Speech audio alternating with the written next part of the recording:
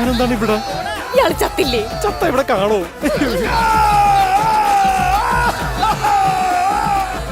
ഇത് ഏതാണത്?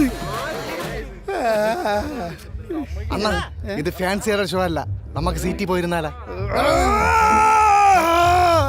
അമ്പാനെ നീ എന്നോട് ഇങ്ങനെ പറയരുത്. ഫാൻസ് അല്ലാത്തവരെ പോലും ഫാൻസ് ആക്കി ആവേശം. നീ കണ്ടോ? പൊളിക്കണ്ട.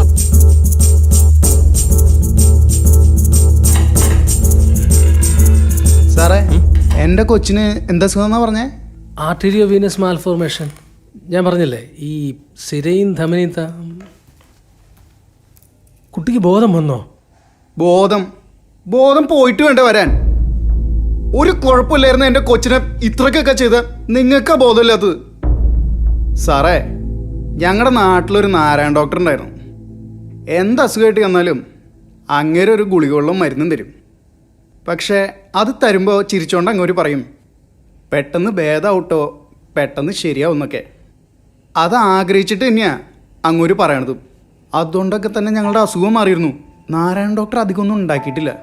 പക്ഷേ അങ്ങോരെ പറ്റി ആലോചിക്കുമ്പോൾ ഇപ്പോഴും മനസ്സിലൊരു ബഹുമാനവും സ്നേഹമൊക്കെ ഉണ്ട്. നിങ്ങളിങ്ങനെ ഇമോഷണലായിട്ട് സംസാരിക്കാതെ. അതല്ല സാറേ, അവനവൻ്റെ കാര്യം വരുമ്പോൾ നമുക്ക് ഈ ദേഷ്യം വിഷമമൊക്കെ വരും. അതങ്ങനെ. ജീവനെടുത്തോളൂ, ഞങ്ങളുടെ പ്രാണനെടുത്തോളൂ, മോഹമെടുത്തോളൂ, ചങ്കിലെ ചോരയെടുത്തോളൂ. ഉള്ളുവിതുമ്പുന്നു തുള്ളിക്കള്ളു കുടിക്കാനായി, ബാറു തുറക്കൂലേ, ഞങ്ങളുടെ ദാഹമകറ്റൂലേ.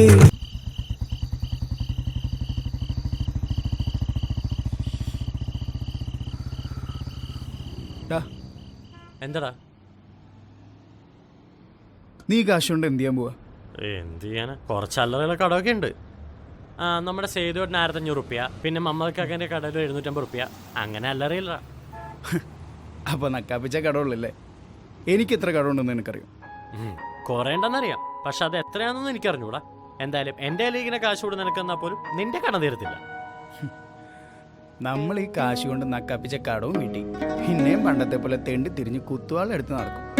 അങ്ങനെ നടന്നാൽ മതിയോടാ.